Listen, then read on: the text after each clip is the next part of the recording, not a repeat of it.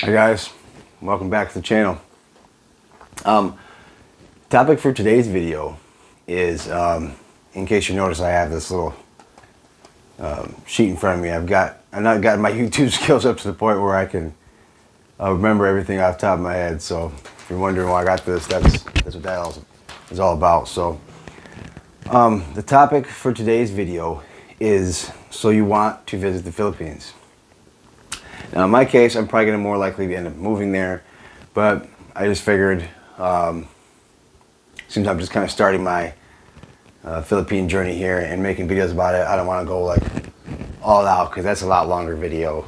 If you're planning on moving there, which I'll do that, but I'm going to break it up, obviously, into parts, like a lot of the YouTubers do, because otherwise you're looking at like an hour and a half, 2-hour video, discussing all the things you need to move there. So we'll just start by visiting. And I got 5 things that you're going to need, and really you're going to need a lot more than that. I could probably do a 5 or 10 part series about just the things you'll need to, just to visit there too as well. But we'll start here. So this is the start. Number 1, you're going to need a passport, which I'm sure most of you, probably all of you, know what those are. You can go to your local post office and get one. They're usually good for about 10 years. That's what mine is. Actually, I don't have mine to show you right now, but because I'm waiting to get mine back from the department there.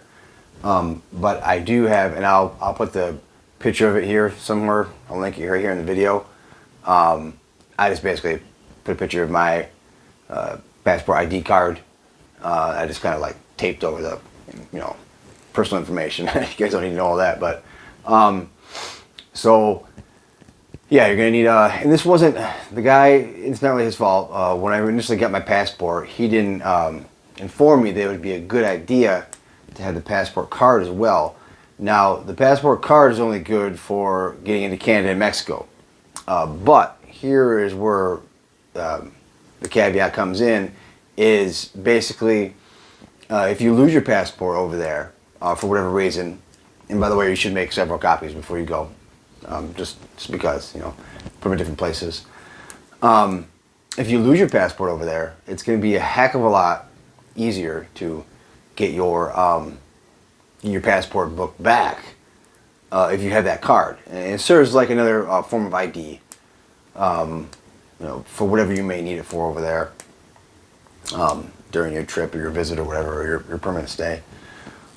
So that's that. Definitely, it'll cost you probably an extra, I think it's like 50 or 60 bucks for the passport card, but very well worth it, guys. Very well worth it. So passport and passport ID card, remember those. That's number 1. Number 2, basic understanding of the culture of the Filipino people.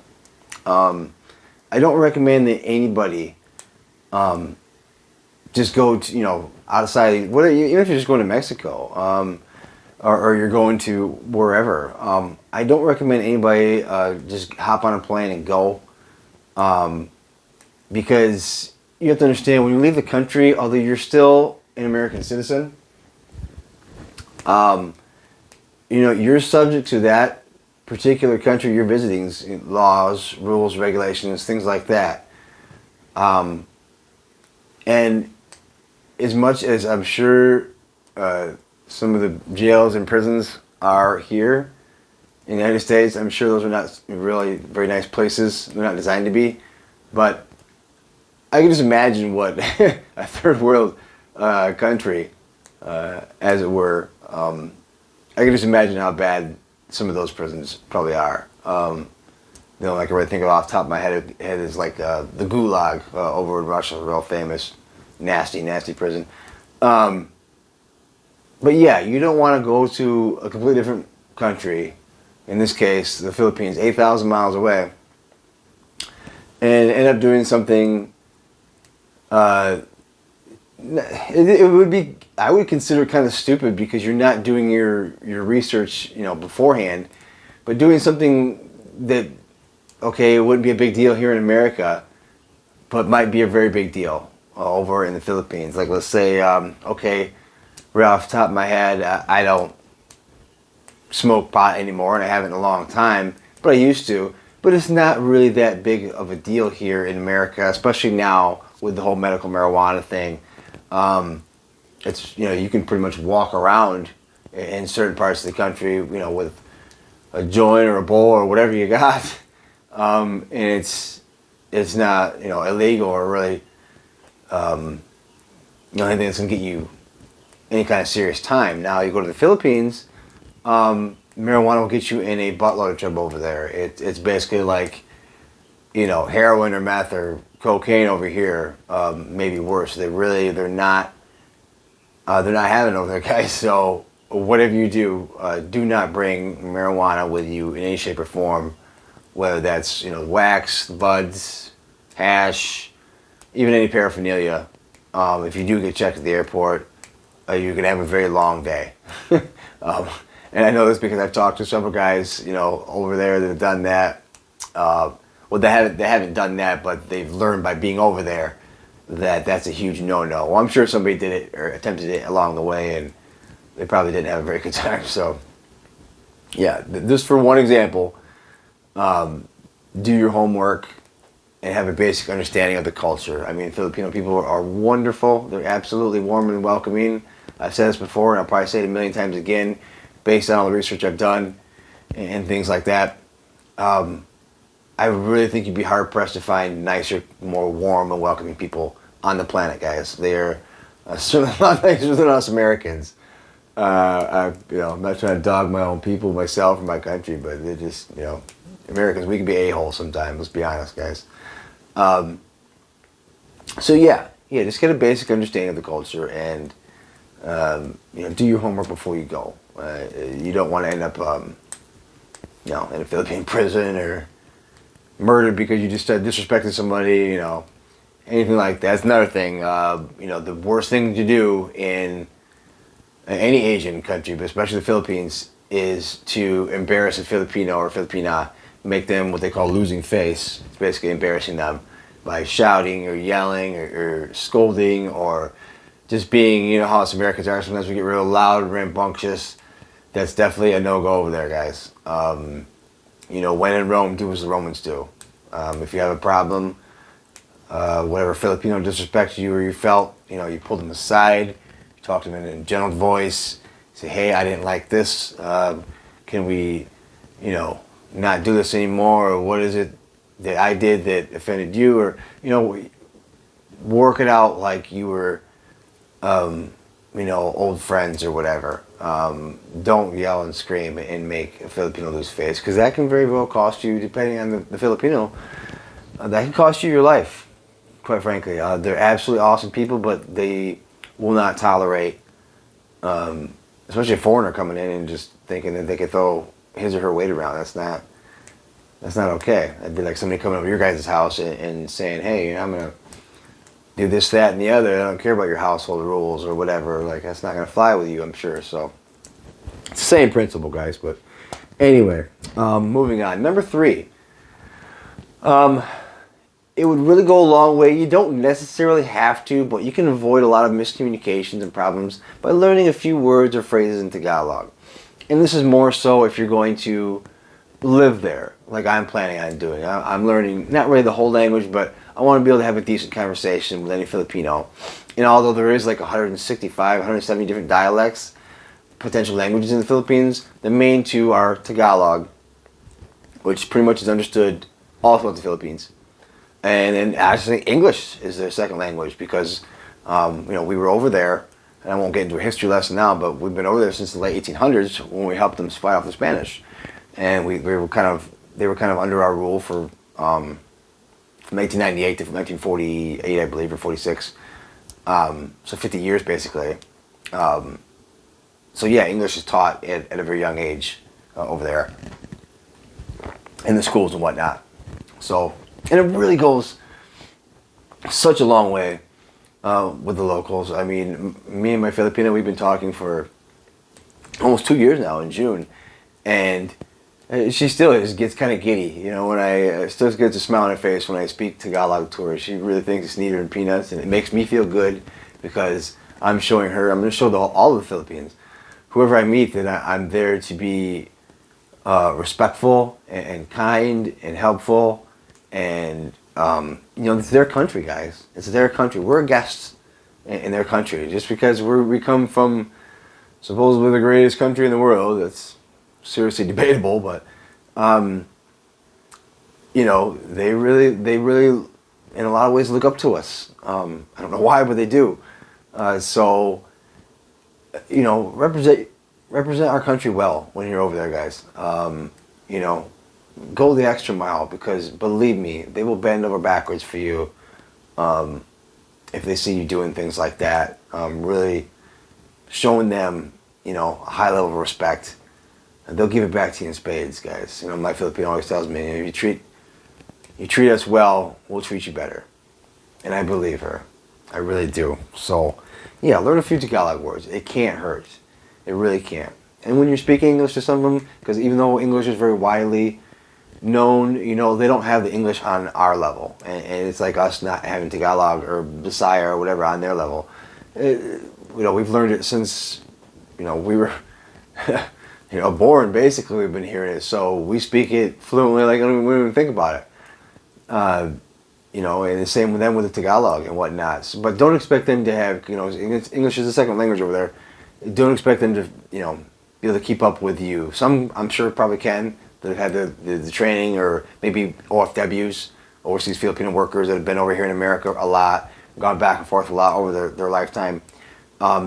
They would probably be okay, but the majority of Filipinos are not going to be able to understand us spitting 5 million words a second at them in English. You know, just talk real, you know, give them respect as far as, you know, just don't be spouting out, you know, at full speed. You know, it's kind of talk, not like talk down to them, but just kind of tone it down a little bit, you know, and it really helps them out, help them to understand you. You know, you help them, they'll help you, and that's what it's all about, guys. So, okay, number 4.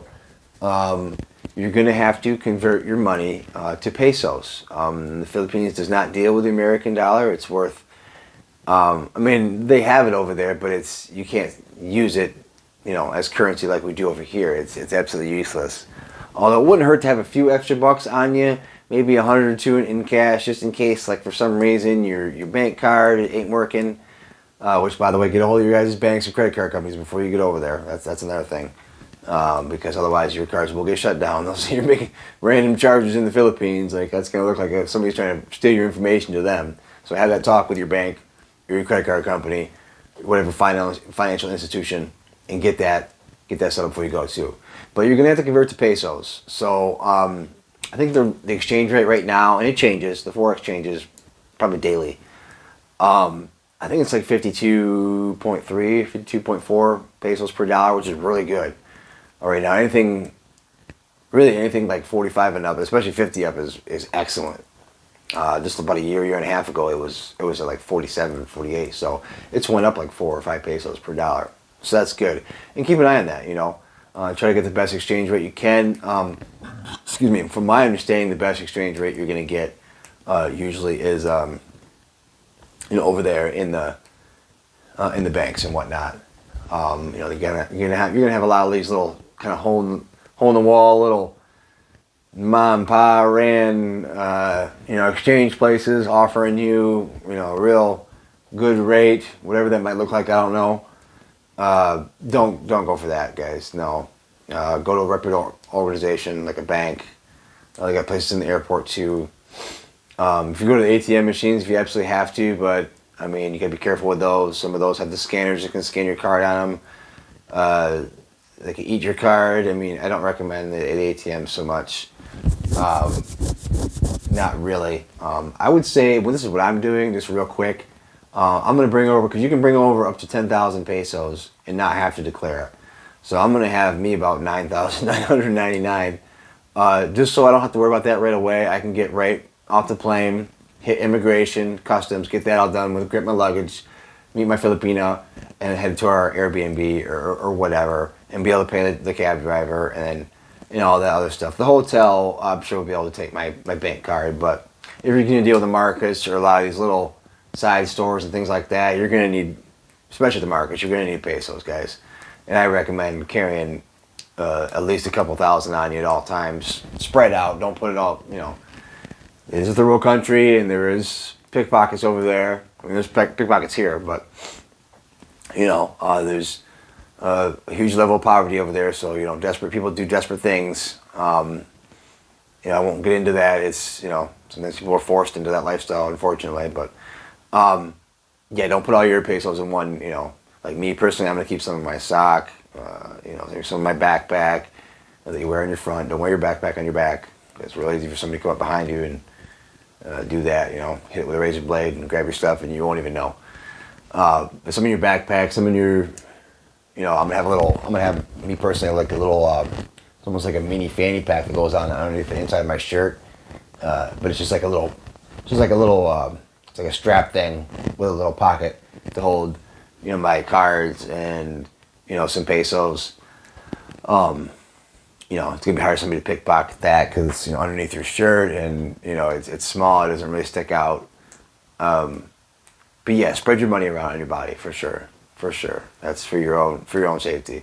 Because Filipinos are awesome, but let's be honest, not all of them. Some of them are dishonest. And that's just the way it is. Some of them over here, some people over here are very dishonest. It's all over the world. So nothing against Filipinos, but it would be ridiculous to say they're all perfect and great and none of them ever do anything wrong. That's ridiculous. Come on. So yeah, learn about the peso, and definitely I recommend having some before you go. I only got I ordered mine a few months back. I only got it, I think it was like 48, 49. So I kind of took a couple peso per dollar hit, but it was worth it to me just to have that already on me, ready to go. You know what I mean? Ready to go. And I might have 100 or so in cash too. Whatever, because $100 is 5,000 pesos. That's a lot. I mean, that's some Filipinos' half month salary. So that goes a long way. But okay, yeah, number 5, guys. And this is common sense, basically. And this goes anywhere you go in the world, you should have this, I would hope.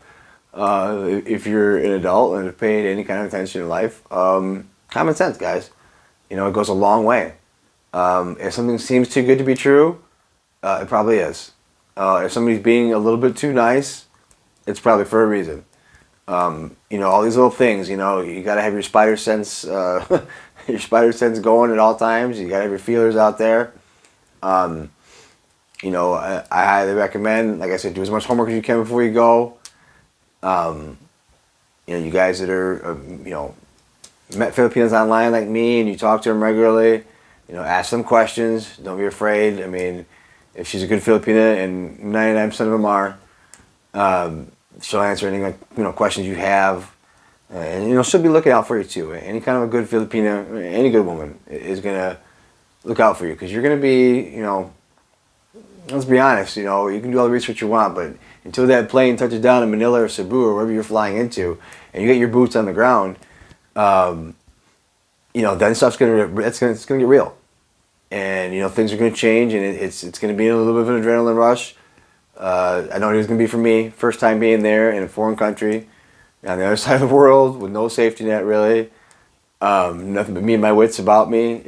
It's kind of adventurous. It's in that aspect. That's why a lot of guys do it. It's adventurous. It's got that hint of danger or whatever. A little bit. But yeah, you can do all the research you want, and it's still not gonna. You're gonna need a guide. You've never been there before. It's gonna be a whirlwind. From the second you get off that plane till the second you get back on that plane and come home, if you do. So she'll be there to guide you. Ask as many questions as you can. Write stuff down. You guys probably can't see it, but I finally got my whiteboard up over here. And I'm going to definitely utilize that. I just kind of put things on there that I need to cover, like, travel insurance is a big thing in case you get sick over there. What else do I got on there? Money transferring options, like Zoom, Remitly. I can talk more about that stuff later as I learn more about it. yeah, just, where to stay, hotel, things like that.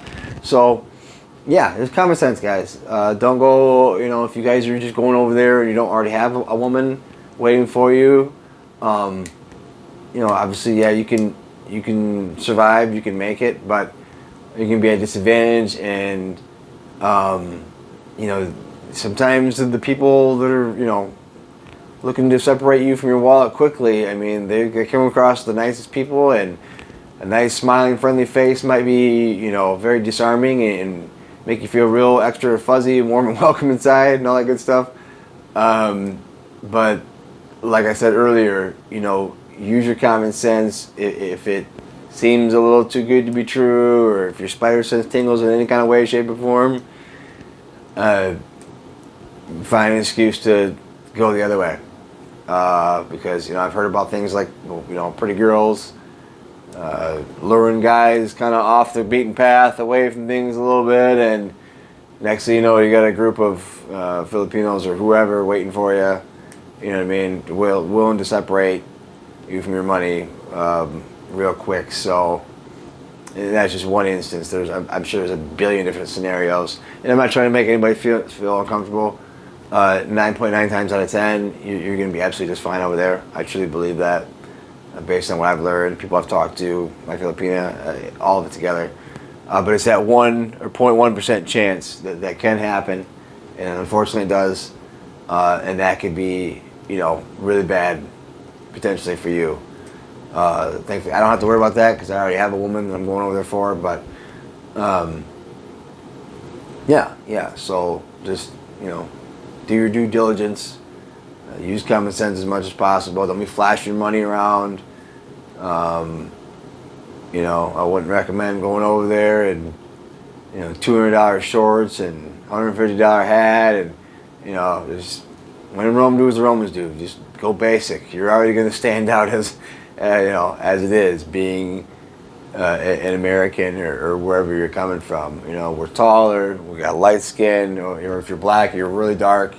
African American guys, I know you guys watch this, you'll probably blend in a lot better than we will, because Filipinos are dark.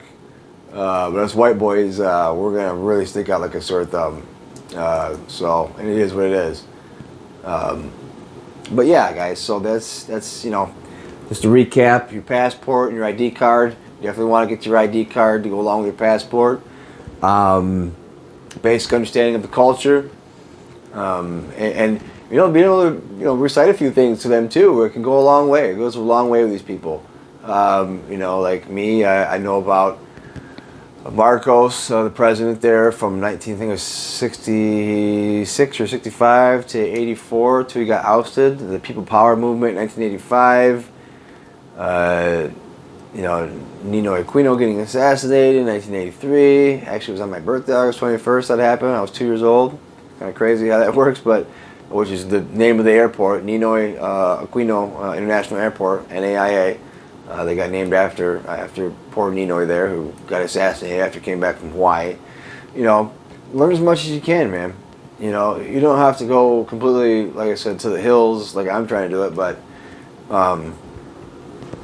being able to recite anything, learning anything about that is going to go just millions of miles with those people. I guarantee it. Which ties into, number 3, learn some Tagalog.